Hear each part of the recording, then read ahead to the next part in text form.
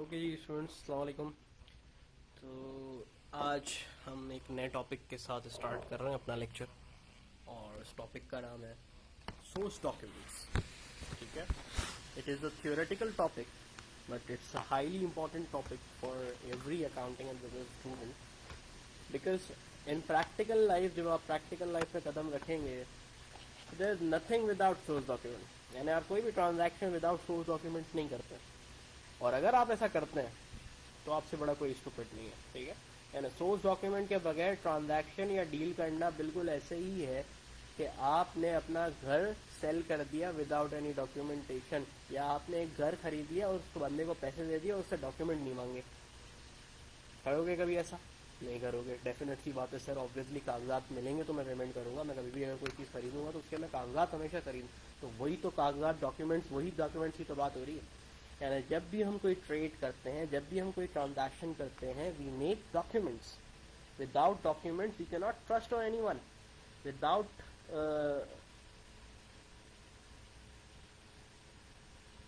without documentation how can we you can say make an evidence, how can we record these transactions in our books? जब उसकी transaction की कोई हमारे पास सबूत ही नहीं होगा तो उस ट्रांजैक्शन को मैं रिकॉर्ड कैसे करूंगा? और आगे जाके मैं उसके और भी रीजन बताता हूँ कि क्यों सोर्स डॉक्यूमेंट, और भी रीजन इसके हैं कि सोर्स डॉक्यूमेंट क्यों इंपॉर्टेंट होता है। तो it's a highly important topic from practical perspective as well as examination perspective as well. ठीक है, तो बस स्टार्ट करते हैं। अजान हो रही है, अजान का ब्रेक लेते हैं, उसके बाद स्टार्ट करते हैं। तब तक मैं इसकी डेफिनेशन लिख देता हूँ आपके सामने।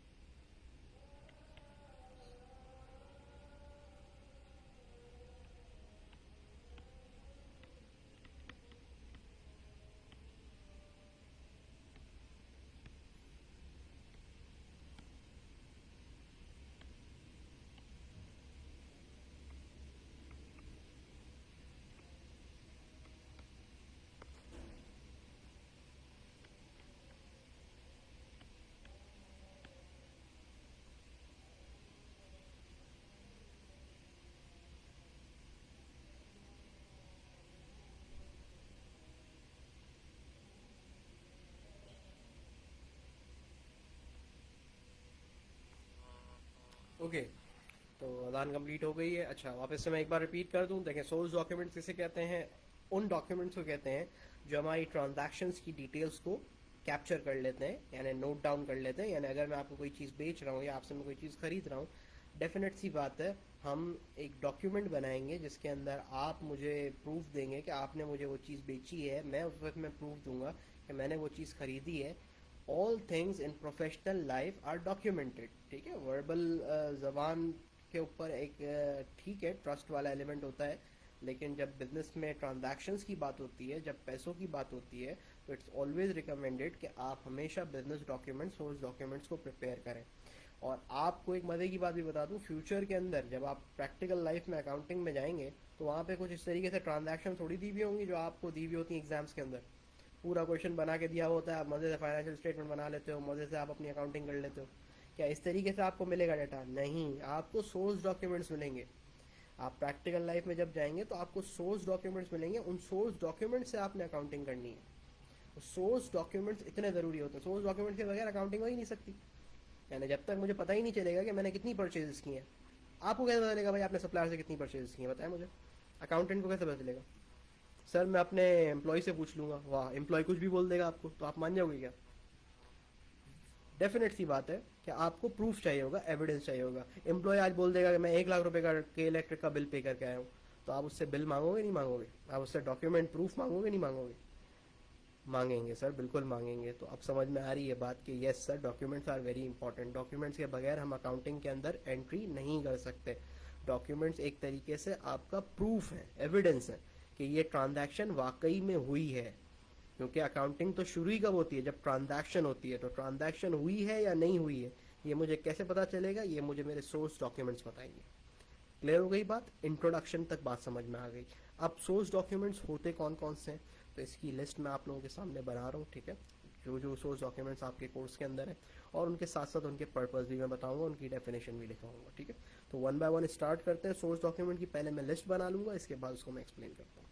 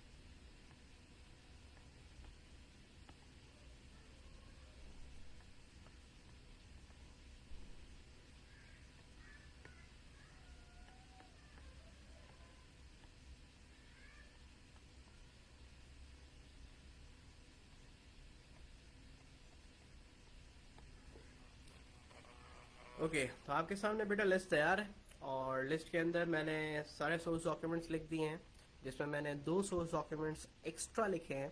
एक्स्ट्रा इसलिए लिखे हैं कि वो डायरेक्टली तो टेस्ट नहीं होंगे, लेकिन उसकी नॉलेज होना बहुत ज़रूरी है, ठीक है? तो सबसे पहले मैं वो जो एक्स्ट्रा मैंने डॉक्यूमेंट लिखे हैं, मैं उसी का मतलब आप लोगों को समझाऊंगा। इसके बाद मैं ये सारे डॉक्यूमेंट्स स्टार्ट करूंगा, ठीक है? देखिए, first of all purchase order. मैं परचेज ऑर्डर आपको एक्सप्लेन करना चाहूँगा कि परचेज ऑर्डर क्या होता है। तो first of all we will start with purchase order. Purchase order का मतलब होता है कि जब देखें आप एक ऑर्गेनाइजेशन के अंदर काम करते हैं, तो ऑर्गेनाइजेशन के डिफरेंट डिपार्टमेंट्स होते हैं, ठीक है? ऐसा नहीं होता कि जिसकी जो मर्जी आ रही है वो कर रहा है। परचेज डिपार्टमेंट एक अलग डिपार्टमेंट होता है। अब फॉर एग्जाम्पल मुझे गुड्स प्रोड्यूस करने हैं, ठीक है? मुझे चेयर्स प्रोड्यूस करनी है, तो डेफिनेटली उसके लिए मुझे क्या चाहिए? वुड्स चाहिए, लकड़ियाँ चाहिए, इसी तरीके से पेंट चाहिए, ऑयल चाहिए, ये सारी चीज़ें चाहिए, तो मैं चेयर्स प्रोड्यूस करूँगा ना भाई। तो मुझे उसके लिए मटेरियल चाहिए। अब प्रोडक्शन डिपार्टमेंट क्या बोलेगा परचेज डिपार्टमेंट को कि भाई आप काइंडली मुझे इतनी लकड़ियाँ ऑर्डर कर दें।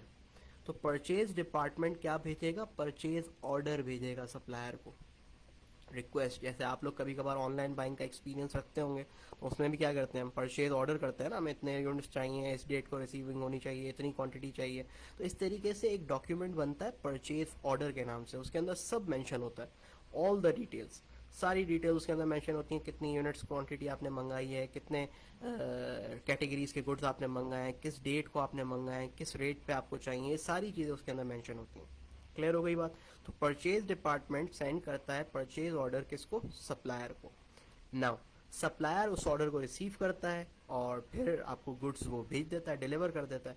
तो जब वो गुड्स डिलीवर करता है तो वो ऐसे ही गुड्स डिलीवर नहीं करता, वो साथ साथ डिलीवरी नोट भी भेजता है। समझ आ रही है बात? वो अपने साथ साथ डिलीवरी नोट भी भेजता है। तो यहाँ पे बात क्या समझ में आई कि ये डॉक्यूमेंट परचेज ऑर्डर जो होता है वो हम लोग बायर भेजता है किसको? सप्लायर को।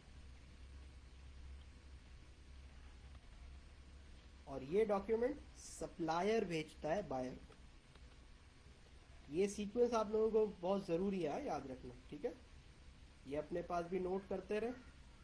डिलीवरी नोट सप्लायर भेजेगा आपको, जो आपको गुड्स भेज रहा है वो आपको एक साथ साथ डिलीवरी नोट भी भेजेगा।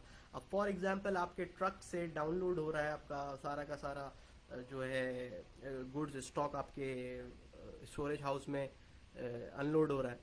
तो अब जब ट्रक से ये माल लोड हो रहा होगा तो वो जो ट्रक ड्राइवर है वो आपसे डिलीवरी नोट साइन करवाएगा, वो एक प्रूफ अपने पास रखेगा कि हाँ भाई मैंने डिलीवर कर दिए हैं सारे गुड्स।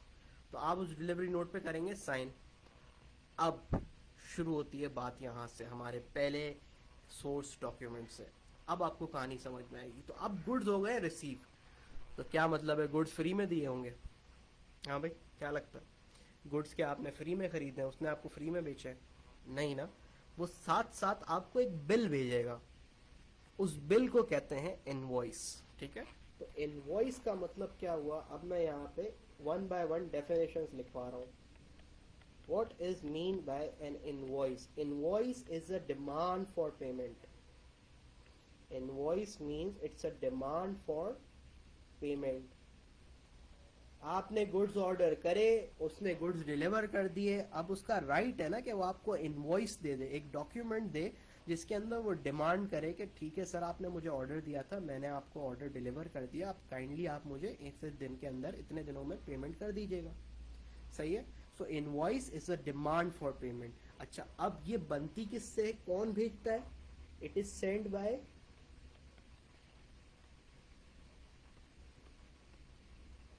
सेलर यानी सप्लायर टू बायर। ये जरूर याद रखना है आपने, ठीक है? इनवॉइस किसने भेजी है? इनवॉइस सप्लायर ने भेजी है।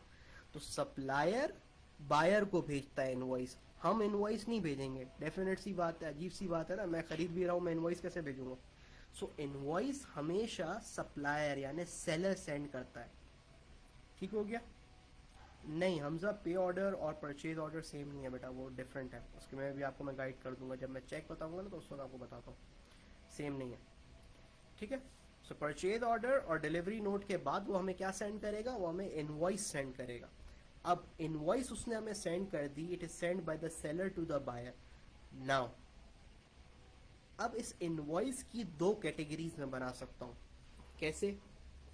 देखें, फॉर बायर यानी हमारे लिए, हमने गुड्स खरीदे है ना, for buyer it is known as, it is called purchase invoice.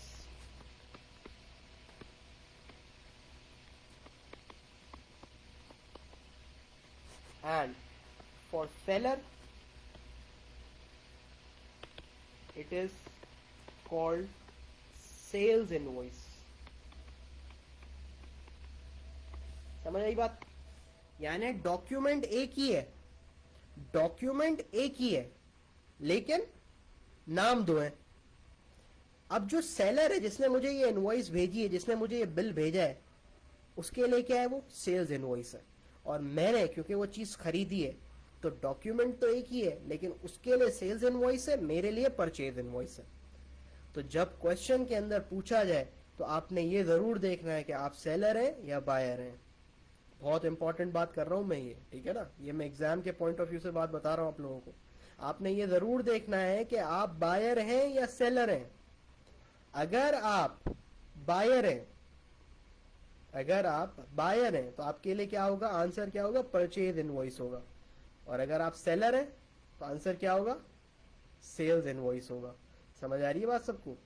तो भाई इसमें आपने रीड करना है कि आप क्वेश्चन के अंदर क्या बनाए गए हैं, सेलर बनाए गए हैं या बायर बनाए गए हैं।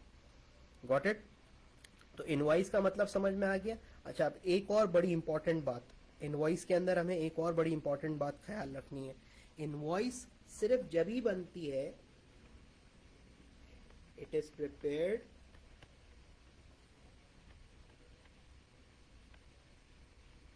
when there is a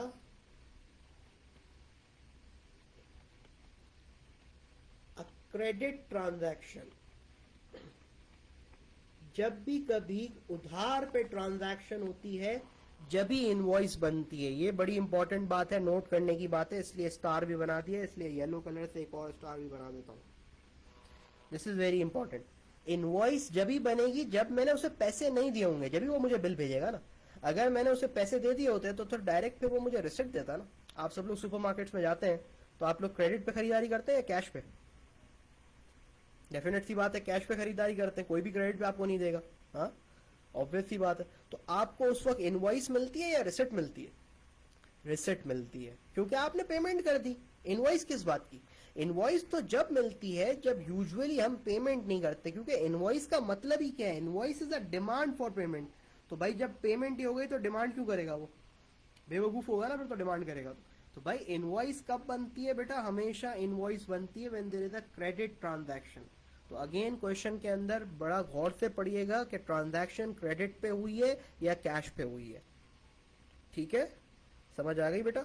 तो यहाँ पे आपने ये चीज पे बड़ा फोकस करना है कि अगर क्रेडिट पे ट्रांजैक्शन हुई है तो ही इनवॉइस बनेगी, अदरवाइज तो डायरेक्ट रिसिप्ट बनेगी। रिसिप्ट में आगे जाके अभी आपको समझाऊंगा।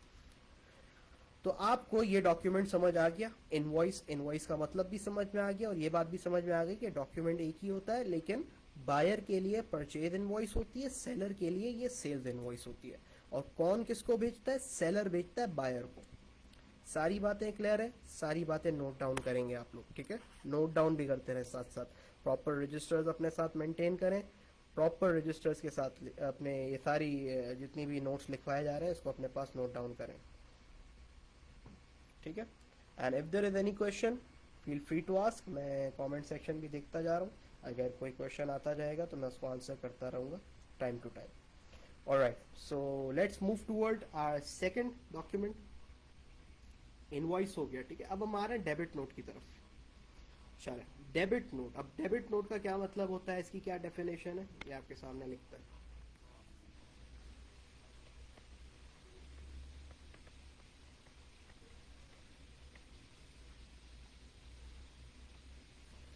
Debit note is a document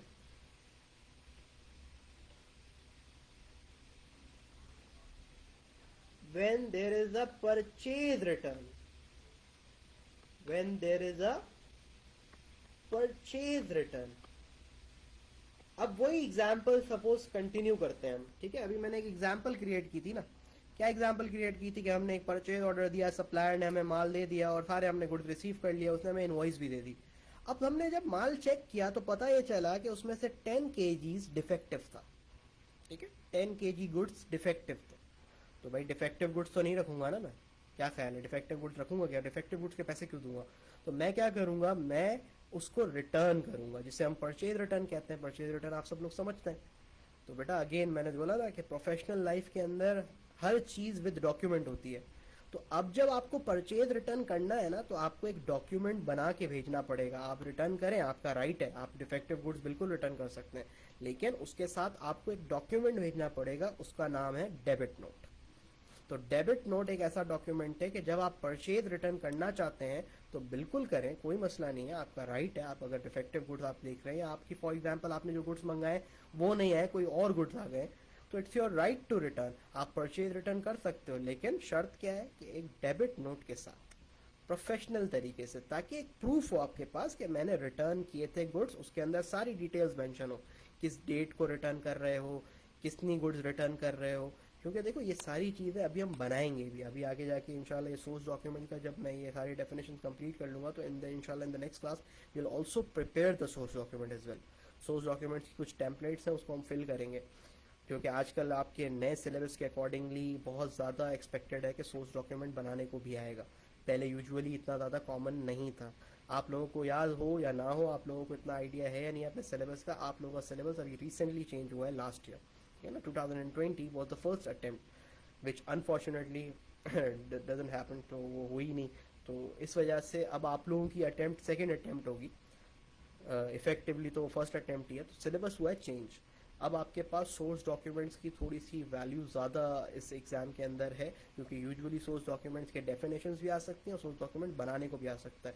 इसीलिए मैं बड़े इंपॉर्टेंट तरीके से आपको ये सारी बातें बता रहा हूँ, बड़े स्लोली स्लोली, ताकि आप चीज़ों को नोट डाउन करें, ठीक है। तो उसके अंदर सारी डिटेल्स मेंशन होंगी।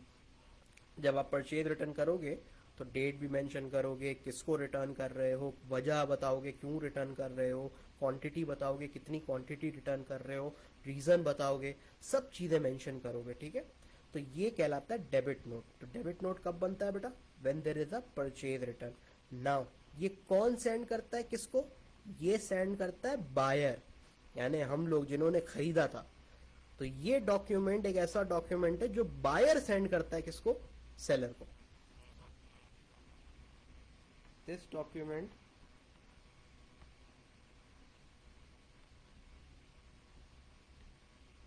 sent by buyer to seller, ठीक है। तो डेबिट नोट की बात भी क्लियर हो गई होगी सबको। डेबिट नोट कब बनता है? When there is a purchase return. और कौन भेजता है? बायर भेजता है सेलर को। सारी डिटेल्स उसके अंदर मेंशन होती हैं परचेज रिटर्न्स की। देन अब हम अपने थर्ड की तरफ जा रहे हैं, मूव कर रहे हैं, credit note. Now the third document is credit note. Credit note का क्या मतलब होता है? क्रेडिट नोट का मतलब होता है एक ऐसा डॉक्यूमेंट जिसके अंदर आप कंफर्मेशन देते हो अपने डेबिट नोट की। सर ये क्या बात हुई? ये तो बड़ी अजीब सी बात, कंफ्यूजिंग बात है। देखो, कंफ्यूज होने की जरूरत नहीं है। अब सुनो, अभी आपने अभी अभी डॉक्यूमेंट क्या भेजा है? डेबिट नोट भेजा है अपने किसको? सप्लायर को। अब सप्लायर आपका डेबिट नोट रिसीव करेगा, वो उस डेबिट नोट को पढ़ेगा, वो उस डेबिट नोट को पढ़ने के बाद क्या करेगा? उस डेबिट नोट को एक्सेप्ट करेगा और उसके रिप्लाई में आपको क्रेडिट नोट भेजेगा। आप इससे सुने, डेबिट नोट रिसीव करने के बाद सेलर क्या करेगा? उसके रिप्लाई में आपको वो क्रेडिट नोट भेजेगा, जिसके अंदर वो कंफर्मेशन देगा कि okay sir, we have accepted your return. तो हमारे लिए वो परचेज रिटर्न थी, उसके लिए क्या होगी? सेल्स रिटर्न होगी। समझ आ रही है बात? तो उसके लिए होगी सेल्स रिटर्न। तो क्रेडिट नोट कब बनता है? When there is a sales return, यानी जब कस्टमर आपको गुड्स रिटर्न कर दे। So is a document prepared when a debit note is received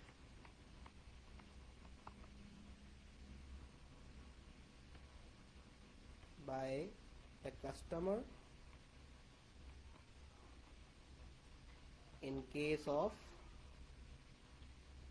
sales return।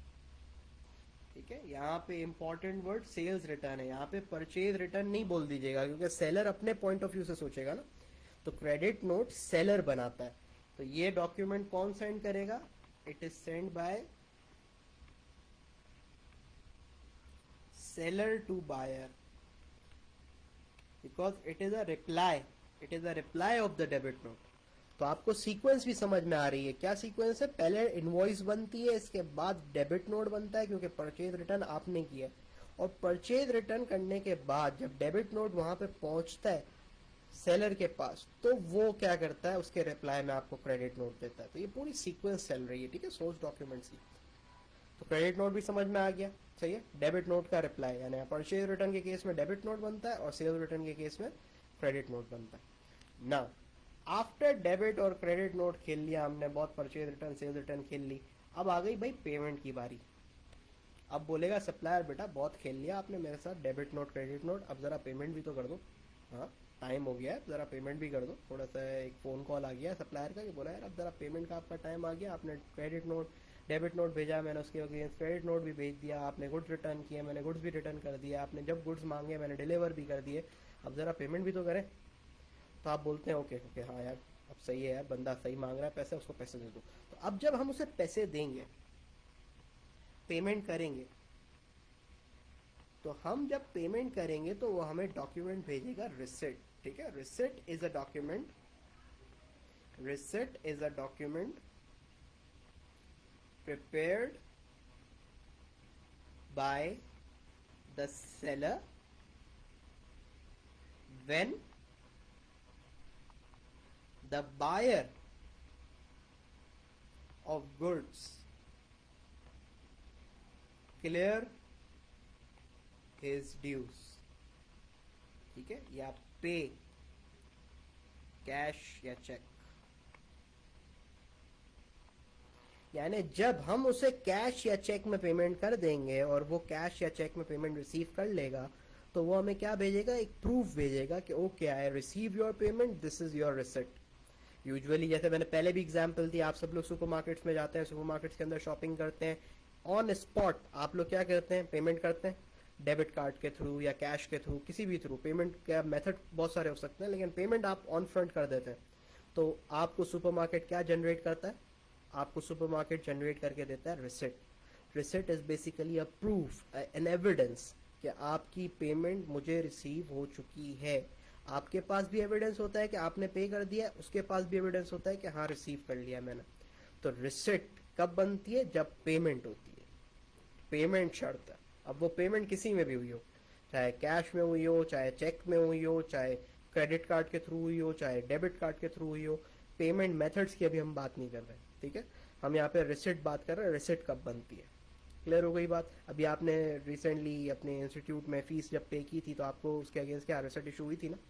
कब इशू हुई थी receipt, when you pay your fees, when you clear your dues. तो जब जब आप हर मंथ अपने ड्यूज क्लियर करते हैं, तो आगे से क्या मिलता है, वर्ष की तरफ से आपको रिसिप्ट मिलती है. ऐसे ही तो पूरी दुनिया में ऐसे ही होता है, ठीक है. हर बिजनेस इसी तरीके से करता है कि जब पेमेंट होती है तो उसके अगेंस्ट रिसिप्ट इशू होती है. रिसिप्ट कौन इशू करता है, सेलर इशू करता है हमेशा. ऑलराइट, रिसिप्ट के बाद अब हम अपने अगले डॉक्यूमेंट की तरफ जा रहे हैं और उसका नाम है statement of account. Now this is our fifth document, statement of account. अब ये statement of account क्या है. अच्छा, statement of account के अंदर समझने की ज़रूरत ये है कि statement of account बेसिकली किसी ट्रांजैक्शन पे जनरेट नहीं होता है. अभी तक आपने जितने भी डॉक्यूमेंट्स पढ़े, फ्रॉम इनवॉइस, इनवॉइस कब जनरेट होती है, when there is a credit transaction. Debit note कब जनरेट होता है, when there is a purchase return. Credit note कब होता है, when there is a sale return. Receipt कब बनती है, when there is a payment of cash और cheque. But now in statement of account there is no transaction, कोई transaction नहीं हुई है. तो सर आप बोलेंगे, फिर आपके जहन में क्वेश्चन आ रहा होगा, सर फिर ये डॉक्यूमेंट बना क्यों रहे हैं.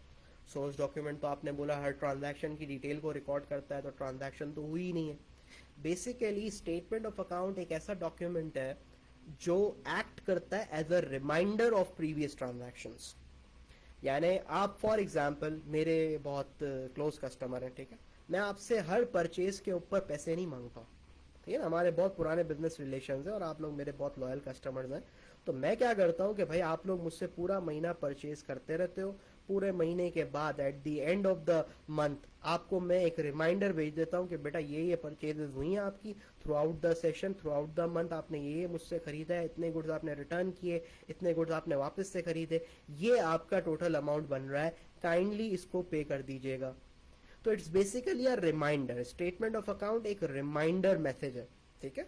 मैंने फिर बोला प्रोफेशनल लाइफ में हर चीज डॉक्यूमेंटेड होती है, तो स्टेटमेंट ऑफ अकाउंट भी एक तरीके से डॉक्यूमेंट के थ्रू भेजा जाता है, रिटन एविडेंस में, ताकि मैं आपको बोल सकूं ना कि मैंने आपको रिमाइंडर भेजा था बेटा.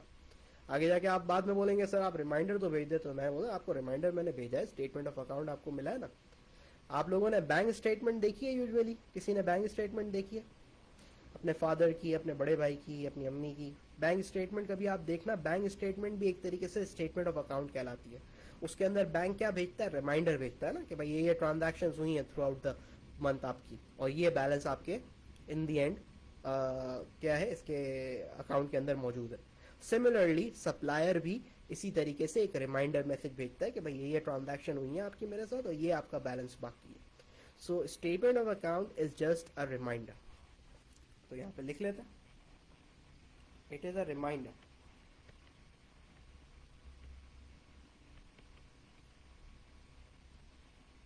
seller sends this document as a reminder to buyer about his or her existing balances.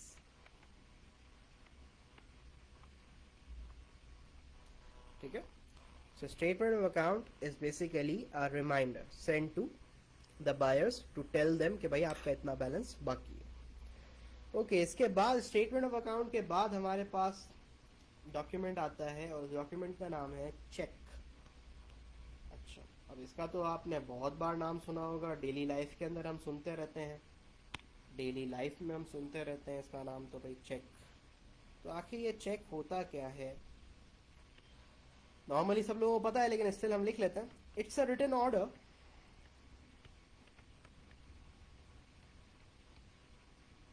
To the bank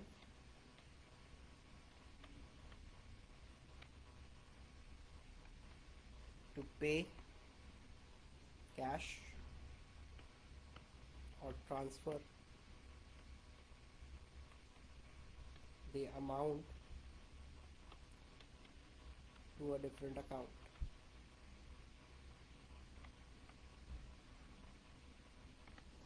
Now what is a check? Check सबने देखा, एक डॉक्यूमेंट होता है, ठीक है. चेक बुक में आपने बहुत सारे बार चेक यूजुअली अपनी लाइफ के अंदर देखा होगा.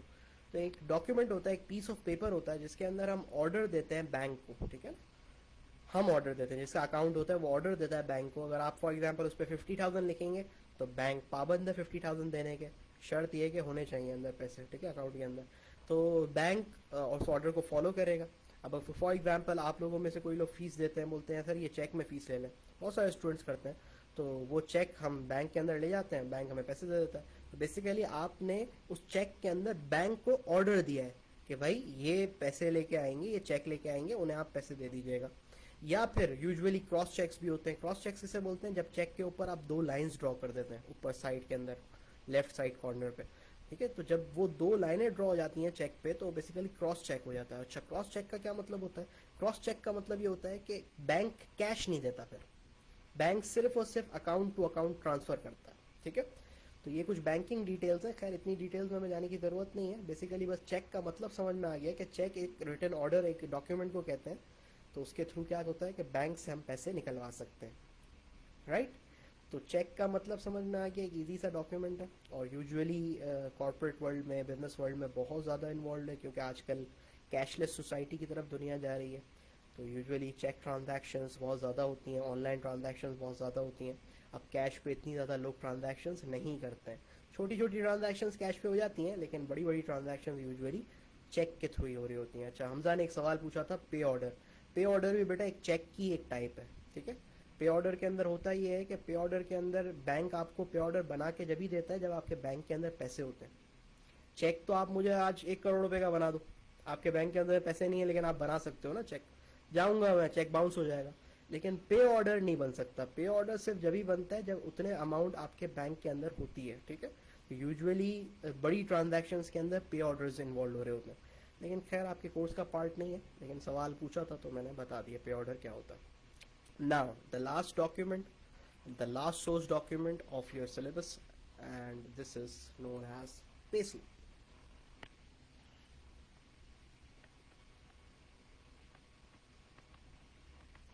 पे स्लिप बेसिकली एक इंटरनल डॉक्यूमेंट है, ठीक है ना. ये सप्लायर और बायर का खेल नहीं है, ये हमारा इंटरनल डॉक्यूमेंट है.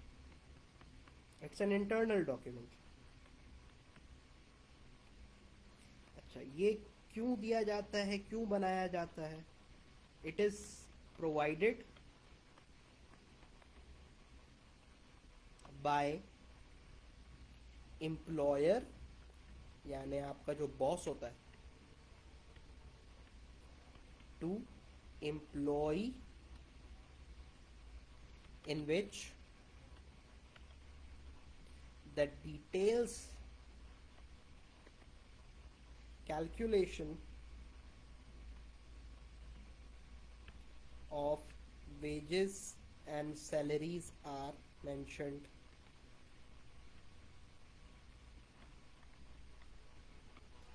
देखें, आप सब भी जब आगे जाके कॉर्पोरेट वर्ल्ड में जाएंगे, कंपनीज के अंदर जब जॉब करेंगे, वैसे तो आप सब ने इंशाल्लाह बिजनेस करना है अपना, लेकिन स्टार्ट के अंदर सब लोग जॉब करते हैं और सीखते हैं. तो जब आप लोग अपना बिजनेस स्टार्ट करने से पहले जॉब करेंगे तो उस वक्त आप लोग सैलरीज पे होंगे, और जब आपको सैलरी मिलेगी eight the end of the month तो आपको एक डॉक्यूमेंट भी मिलेगा सैलरी के साथ। उस डॉक्यूमेंट को कहते हैं सैलरी स्लिप या पे स्लिप। ठीक है। अच्छा, वो पे स्लिप इसलिए ज़रूरी है क्योंकि आपका राइट है कि आपकी सैलरी कैसे कैलकुलेट हुई है, it's your right to know. ठीक है ना। फॉर एग्जाम्पल मैंने आपको रखा हुआ है 50,000 पे। फॉर एग्जाम्पल मैंने दो एम्प्लॉयज़ रखे हुए हैं, अरवा और उबैद। ठीक है, दोनों मेरे एम्प्लॉयज़ हैं, दोनों को मैंने 50,000 पे रखा हुआ है। At the end of the month अरवा को मैंने पे किया 45,000, उबैद को मैंने फुल पेमेंट करी 50,000 की। Now it's the right of अरवा कि अरवा मुझे पूछे कि सर ये क्या 50,000 उसको 50,000 दे रहे हैं आप, मुझे 45,000 दे रहे हैं, ये क्या बात हुई। तो मैं क्या करूँगा, मैं पे स्लिप पकड़ाऊँगा दोनों को, बेटा ये देख लें आपकी सैलरी कैसे कैलकुलेट हुई है। तो उबैद की जब पे स्लिप कैलकुलेट हुई तो उबैद ने एक भी एबसेंट नहीं करी थी। उबैद की कैलकुलेशन के अंदर बिल्कुल सारी पे बिल्कुल नॉर्मल जैसे होनी चाहिए वैसे थी। अरवा ने दो तीन एबसेंट करी थी तो उसकी एबसेंट की जो सैलरी डिडक्ट हुई हुई थी, इस वजह से उसकी अमाउंट कम हो गई थी। तो जब अरवा को अपनी कैलकुलेशन नजर आएंगी तो अरवा विल बी सेटिस्फाइड होकर सर फाइन मैं छुट्टी करी थी, इस वजह से मेरे पैसे कटे। तो वो आपका राइट है, pay slip it's your right to how how my salary is calculated. तो यूजुअली सैलरीज तो चलो फिर भी फिक्स होती हैं, वेजेस के अंदर ये ज़्यादा और सीरियस होता है ना। वेजेस समझते हैं ना, नॉर्मल डेली दिहाड़ी पे जो लोग होते हैं उनको तो अपनी डिटेल्स मालूम होनी चाहिए ना कि भाई मुझे पैसे मिल रहे हैं किस हिसाब से मिल रहे हैं।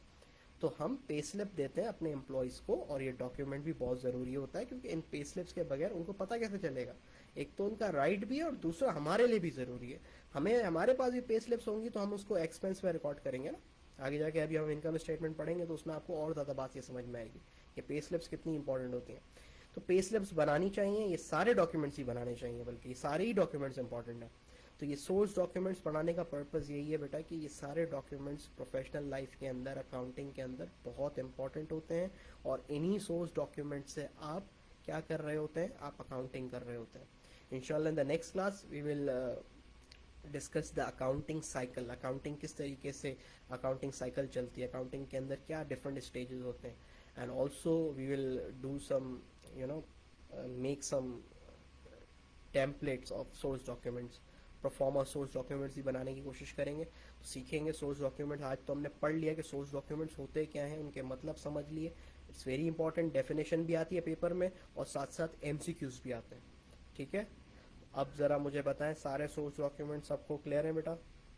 तो आज का लेक्चर हम यहाँ पे एंड करते हैं। मैं एक साथ सारा जूम आउट कर देता हूँ ताकि आपको एक साथ सारे लेक्चर्स आज का नज़र आ जाए। ठीक है,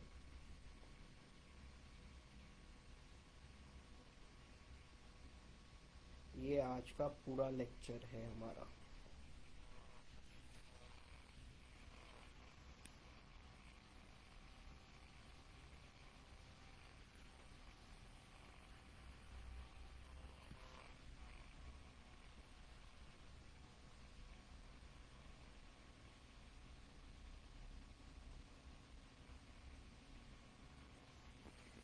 ठीक है बेटा, ये पूरा लेक्चर आपके सामने आज का नज़र आ गया। आज के हमने लेक्चर में क्या क्या चीज़ें कवर की हैं।